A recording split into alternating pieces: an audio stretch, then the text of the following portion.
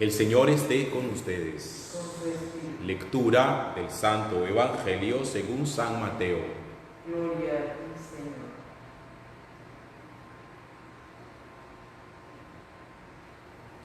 En aquel tiempo le llevaron a Jesús un endemoniado mudo. Y después de echar al demonio, el mudo habló. La gente decía admirada: nunca se ha visto en Israel cosa igual. En cambio, los fariseos decían: este echa a los demonios con el poder del jefe de los demonios. Jesús recorría todas las ciudades y aldeas, enseñando en sus sinagogas, proclamando el evangelio del reino y curando toda enfermedad y dolencia. Al ver a las muchedumbres, se compadecía de ellas, porque estaban extenuadas y abandonadas, como ovejas que no tienen pastor. Entonces dice a sus discípulos: la mies es abundante, pero los trabajadores son pocos. Rueguen pues al Señor de la mies que mande trabajadores a su mies. Palabra del Señor. Gloria a ti, Señor Jesús.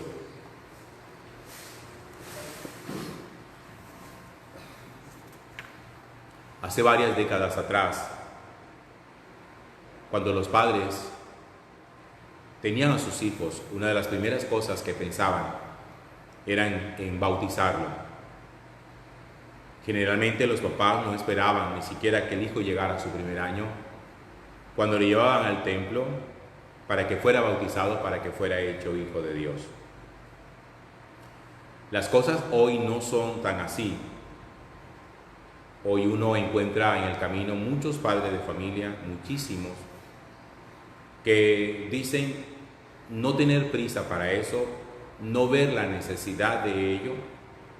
Obvio, no se le ve la necesidad de algo que no se conoce qué es exactamente. Entonces, detrás de eso realmente hay mucho desconocimiento, hay ignorancia sobre el significado y el valor del sacramento. O algunos que sencillamente dicen que no van a inscribir a sus hijos en ninguna confesión religiosa, que van a esperar a que ellos crezcan para que ellos decidan. La experiencia generalmente muestra que solamente en el corazón se cultiva aquello que de alguna manera ha sido sembrado desde la infancia. La fe es una de esas cosas.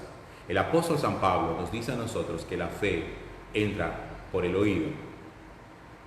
Por lo tanto, es importante entender que cuando a los hijos no se les educa en la fe, se levantarán incrédulos, y esa espera que usted le ha dado para que al final ellos decidan qué quieren ser, será una espera inútil, porque al final no decidirán nada. Y no decidirán nada porque nunca se les educó, nunca se les inculcó nada.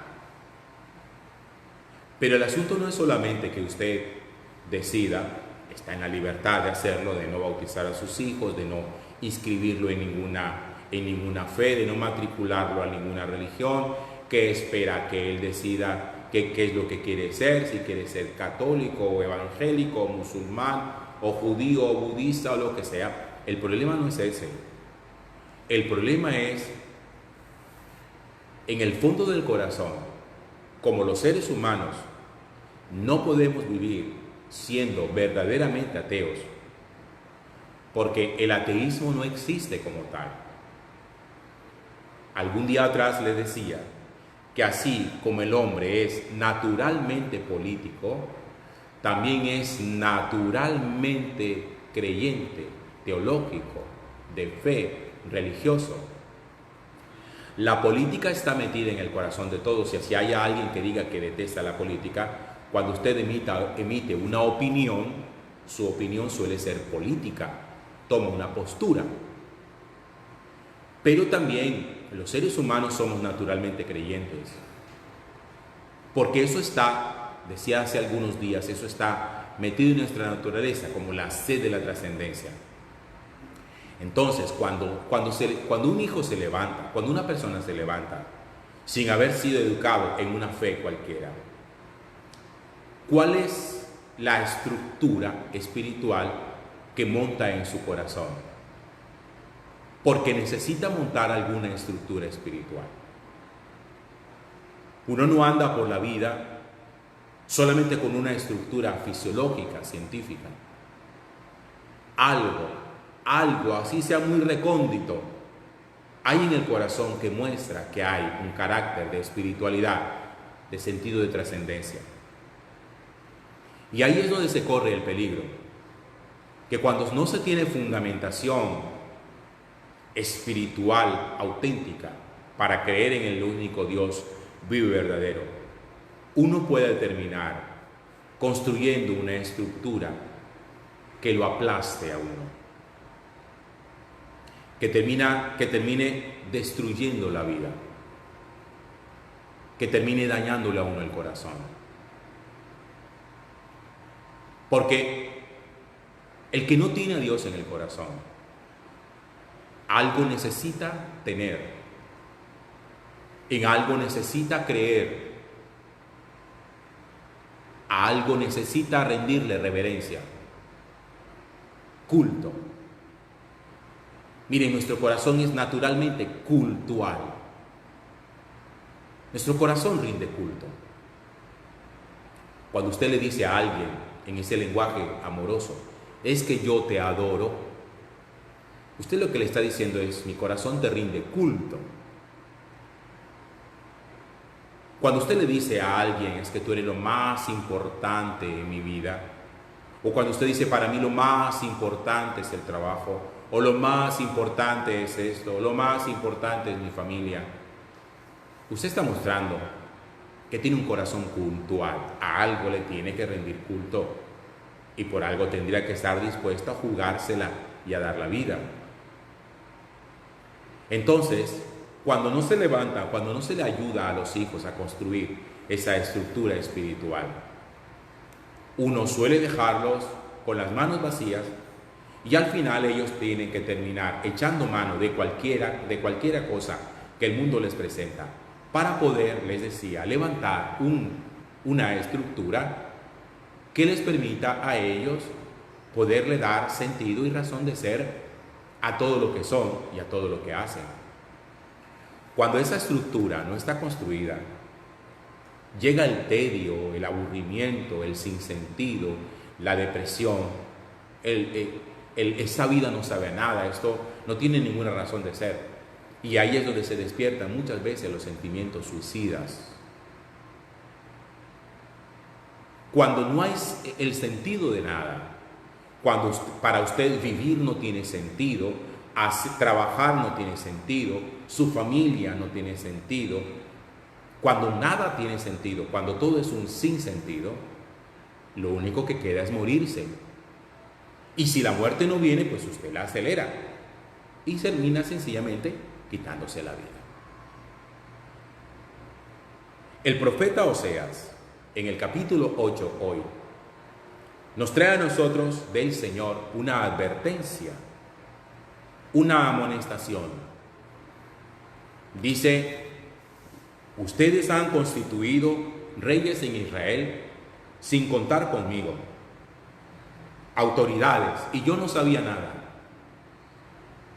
Han constituido reyes en Israel sin contar conmigo, autoridades, y yo no sabía nada. Como quien dice, ustedes en últimas se buscaron quien les gobernara el corazón y quien les gobernara la vida. No estuvieron contentos con que yo hubiera sido su rey y su señor, porque antes de que Israel tuviera reyes, tenía jueces, y los jueces legislaban en nombre de Dios y eran gente de Dios. Los israelitas en una oportunidad quieren modernizarse, quieren ser un pueblo como los demás reyes, y dicen, nosotros también queremos tener un rey, queremos una monarquía. Los profetas de la época le decían, pero si el rey de ustedes es Dios. Dice, no. No, ese no, queremos reyes de la tierra aquí, de esos de los que vemos en palacios. Hombre, pero que Dios es su rey. Dice, no, de esos no. Y al final deciden hacerse reyes, deciden constituirse reyes. Y el Señor les dice, ustedes han constituido reyes en Israel sin contar conmigo, autoridades. Y yo no sabía nada. Es por eso que les decía al principio, cuando Dios no es el rey de nuestra vida, cuando Dios no es el que gobierna nuestra vida, al final uno tiene que levantarse a alguien que lo gobierne a uno, a quien obedecerle, detrás de qué ir, sea una persona, sea una ideología, necesitan irse detrás de algo. Y por eso, esa importancia de descubrir,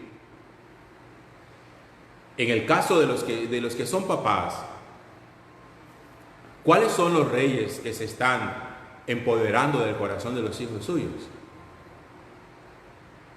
¿Usted sabe qué gobierna la vida de su pelado?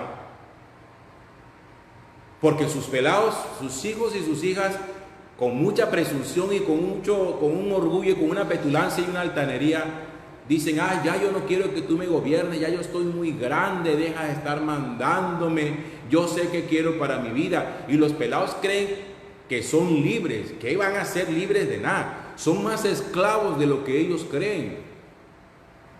Esos pelados nuestros que andan por la calle, llegando a la hora que les dé la gana y presumiendo de libertad, son más esclavos.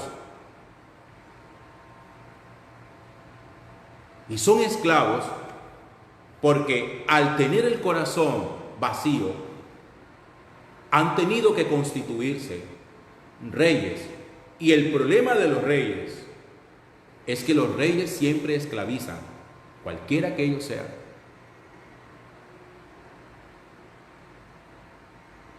Solamente Dios es un rey que produce libertad. Los reyes de la tierra, hechos de carne o hechos de ideología, son siempre reyes esclavizantes. Entonces, permítame decírselo así, no se sienta usted tan moderno, tan estar en la onda, cuando dice yo voy a esperar a que mi hijo crezca y decida. Se lo voy a decir de una vez, no va a decidir nada.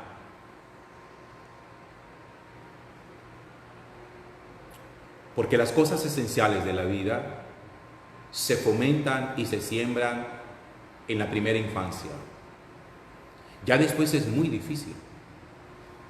A no ser que Dios haga un trabajo de conversión y que esta persona de pronto haga un trabajo de pecado tan grande que al final, cuando se esté viendo vivir en medio de su propia miseria, tenga que descubrir la presencia de alguien de quien no le hablaron. ¿Cuál es el miedo de educar a su hijo como un creyente? La fe no es una ideología. Nosotros no estamos ideologizando a nadie. La fe pretende darle forma a toda la vida, que todo tenga sentido, que uno pueda dar una razón de ser de las cosas, para que los pelados suyos no se apabullen por todo. Que si la novia lo dejó, que si el pelado no lo miró, que el otro le hizo bullying en las redes, que se burlaron de él porque era gordo, porque era flaco, porque tenía gafas, porque caminaba cojeando, porque le faltaba un brazo, y entonces caen en depresión. Y claro, cuando se tiene el corazón vacío, cuando Dios no es la fortaleza de nuestra vida, nos volvemos como la generación de hoy, frágil, una generación burbuja, que todo ofende, que todo molesta, que todo deprime, que todo ya me quiero morir. ¿Usted sabe cuántos pelados hay por la calle con ganas de morirse y cortándose para infligirse dolor y para sentir que están vivos y para tratar de alguna manera como de darle sentido a todo lo que ellos sienten que es una basura y una porquería? Son muchos.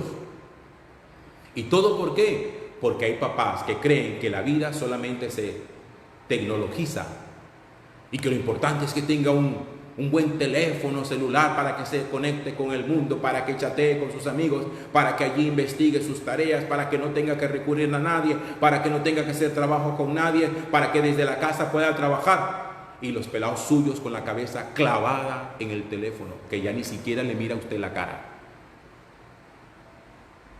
que no sonríe con usted, que no echa chistes con usted, que no se divierte con usted, sino que sonríe solamente con el teléfono.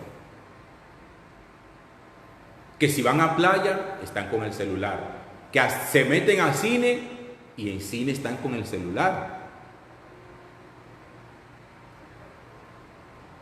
Es así como la vida se va vaciando de sentido. Porque terminamos olvidando al verdadero Rey, al que libera. Dios no le viene a quitar a usted nada. Dios no viene a hacer una restricción de su vida. Dios viene a darle plenitud. El Señor dice: he venido para darles vida, y vida en abundancia, vida plena, para que ustedes sepan realmente lo que significa vida en plenitud. Pero no, como uno se siente tan moderno, no, que es que el mundo de hoy no, que eso a los pelados no hay que enseñarles nada. Claro, la fe no se las inculcan, pero permiten que los forme en otro tipo de ideología, que lo único que van haciendo es pervirtiendo el corazón. Y por eso ve uno tanta gente perversa, pero perversa en las redes sociales, que cuando escriben se les nota que lo que escupen es purísimo veneno. Y nos hemos dado cuenta con lo que pasó ayer. Las redes están plagadas de burlas, de veneno, que claro, que es que no son sino ladrones, que sí, que claro, que quien los manda, que se lo buscaron, en fin, todo eso.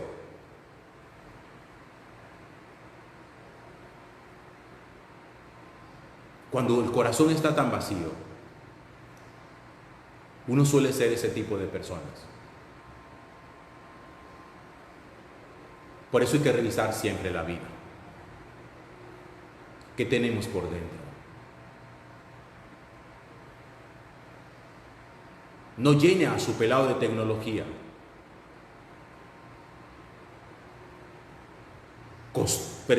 Ayúdele a construir un fundamento espiritual, trascendente. Que la aprenda que por encima de su cabeza hay un Dios al que hay que aprender a amar, respetar y rendir culto.